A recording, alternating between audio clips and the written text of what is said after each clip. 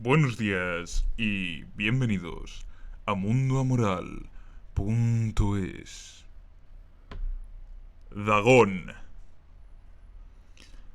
Escribo esto bajo una considerable tensión mental, ya que al caer la noche, mi existencia tocará a su fin.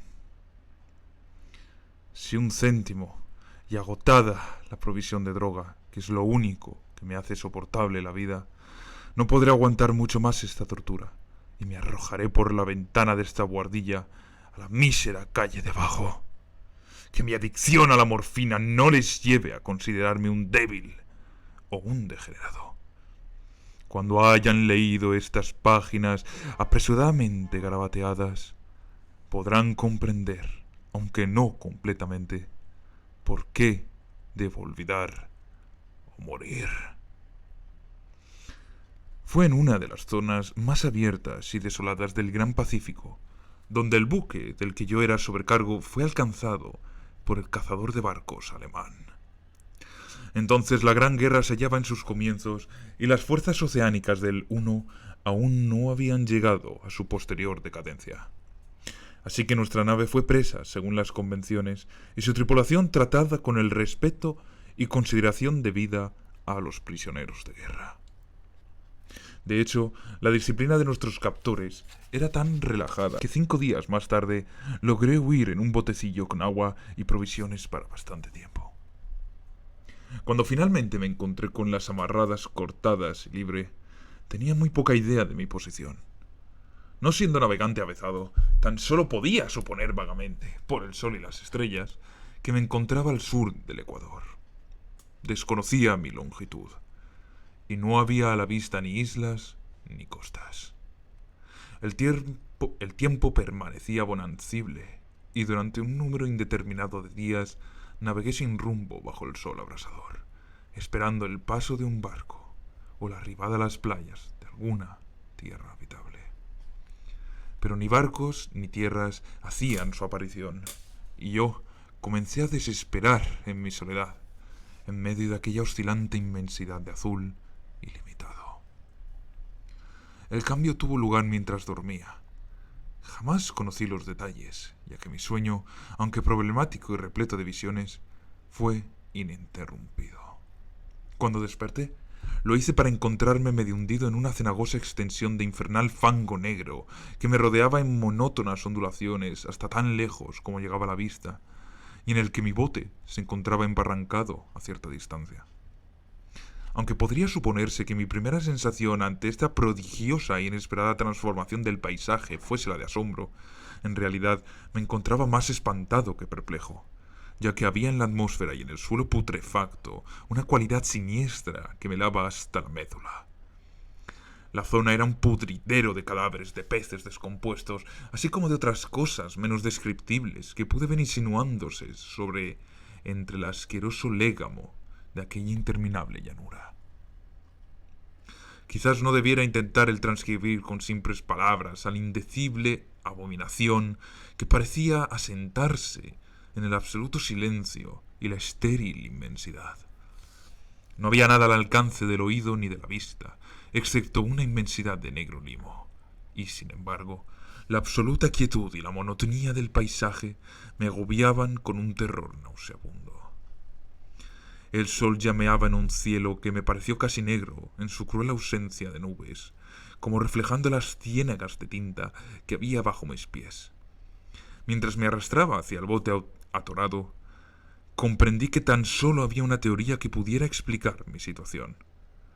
Debido a algún cataclismo volcánico sin precedentes, parte del lecho marino debía haber emergido, revelando áreas que parecían haberse mantenido ocultas durante millones de años en las insondables profundidades oceánicas.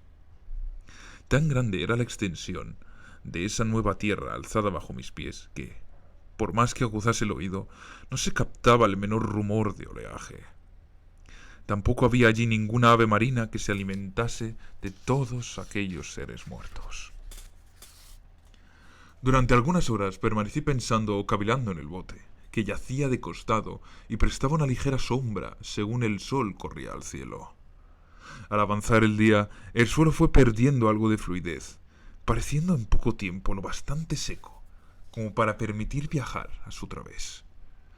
Esa noche dormí, aunque poco, y al día siguiente preparé un paquete con comida y agua, necesario para una marcha en búsqueda del mar desaparecido, así como de un posible rescate. A la tercera mañana descubrí que el suelo se encontraba lo bastante seco como para caminar con facilidad. La peste a pescado era exasperante, pero me hallaba demasiado absorto en asuntos de más importancia como para preocuparme por eso, y resuelto me puse en marcha hacia una meta desconocida. Durante todo el día avancé siempre hacia el oeste, guiado por un lejano montículo que descollaba sobre las demás elevaciones de aquel desierto ondulado. Acampé aquella noche, y al día siguiente aún estaba en camino hacia el montículo, aunque parecía apenas más próximo que cuando lo había avistado por primera vez. El cuarto atardecer alcancé el pie del promontorio, que resultó ser mucho más alto de lo que parecía a distancia. Un valle interpuesto hacía aún más pronunciado su relieve sobre la superficie. Demasiado cansado para ascenderlo, me dormí a la sombra de la colina. No sé por qué mis sueños resultaron tan estrafalarios esa noche, pero antes de que la menguante luna fantásticamente gibosa se hubiese elevado sobre la llanura oriental, me encontraba despierto, bañado en sudor frío. Decidí no dormir más. Las visiones habidas resultaban demasiado como para atreverse a arrostrarlas de nuevo. Y al resplandor de la luna comprendí cuán necio había sido al viajar de día. Sin el brillo del sol abrasador, mi viaje hubiera resultado menos fatigoso. De hecho, me sentí de nuevo lo bastante fuerte como para acometer el ascenso que había descartado al ocaso. Recogiendo mi hatillo, empecé a subir hacia la cumbre de la elevación. Ya he comentado que la interminable monotonía de la ondulante llanura era fuente de vago horror para mí, pero creo que mi espanto se vio acrecentado cuando alcancé la cima del montículo y miré al otro lado de un inconmensurable barranco o cañón cuyas negras profundidades la luna, aún no lo bastante alta, no llegaba a iluminar. Me sentí como en el fin del mundo, atisbando al borde de un caos insondable de noche eterna. En mi terror me venían curiosas reminiscencias del paraíso perdido y del odioso ascenso de Satán a través de remotos territorios de oscuridad. Al ascender más la luna, comencé a distinguir que las cuestas del valle no resultaban tan perpendiculares como había supuesto. Salientes y afloramientos de piedra proporcionaban apoyos fáciles y seguros para el descenso, además de que a partir de unos pocos cientos de metros la pendiente se hacía más gradual. Acuciado por el impulso, que me resulta difícil de analizar por completo, descendí dificultosamente las rocas y alcancé la más suave ladera de abajo, hojeando aquellas profundidades estigias que la luz aún no había penetrado. Sobre todo, mi atención se vio prendida por un objeto grande y singular de la ladera opuesta, que se alzaba a pico un 100 de metros más adelante. Un objeto que relucía blanquecino a los recién llegados rayos de la luna en ascenso. Era tan solo una gigantesca pieza de roca, como pronto pude cerciorarme, pero yo había tenido una clara idea de que su contorno y ubicación no eran completamente obra de la naturaleza. Un examen más detenido me colmó de indescriptibles sensaciones, ya que a pesar de su enorme tamaño y de que se encontraba situado en un abismo abierto en el fondo de los mares desde la juventud de la Tierra, vi más allá de cualquier duda razonable que el extraño objeto era un monolito perfectamente tallado, cuya inmensa mole había conocido el trabajo y quizás la adoración de criaturas vivas y racionales.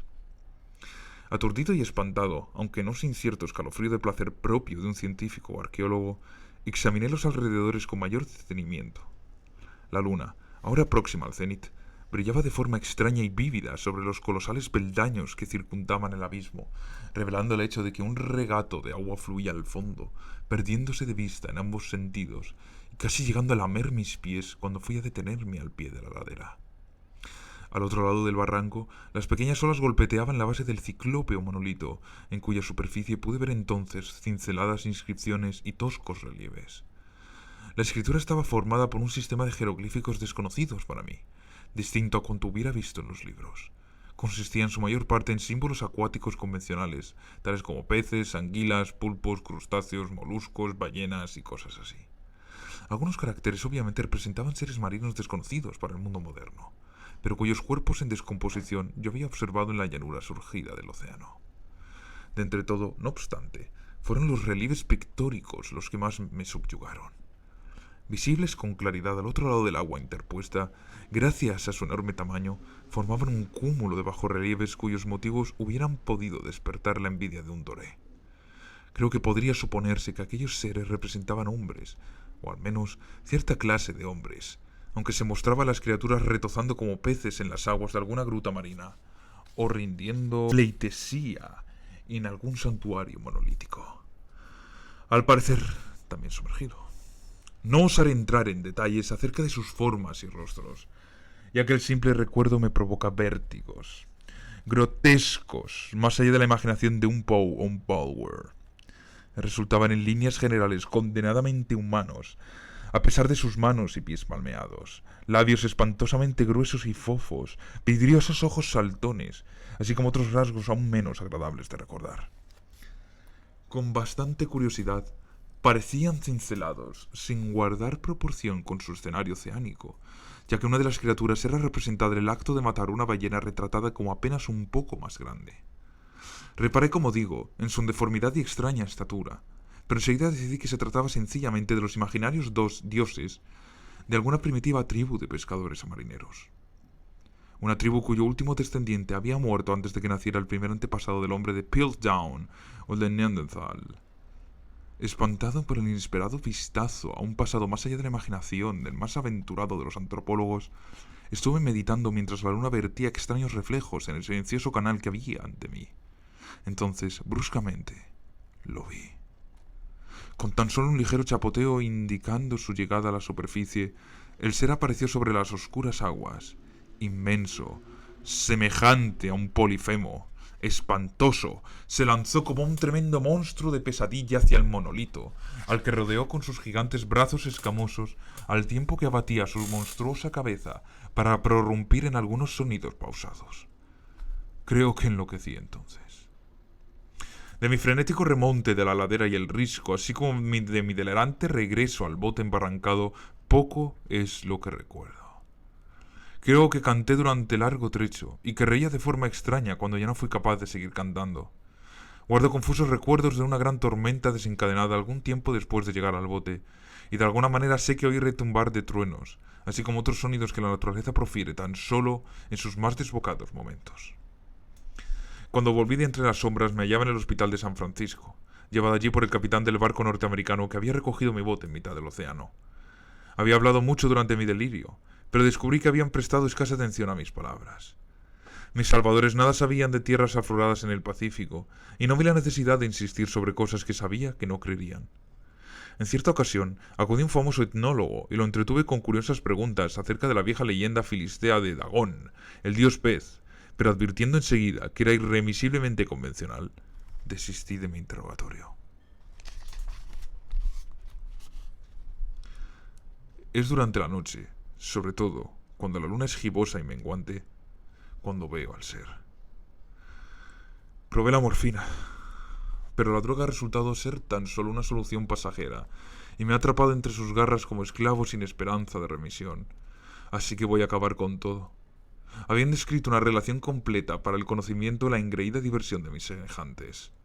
A menudo me pregunto si no habrá sido todo una fantasía.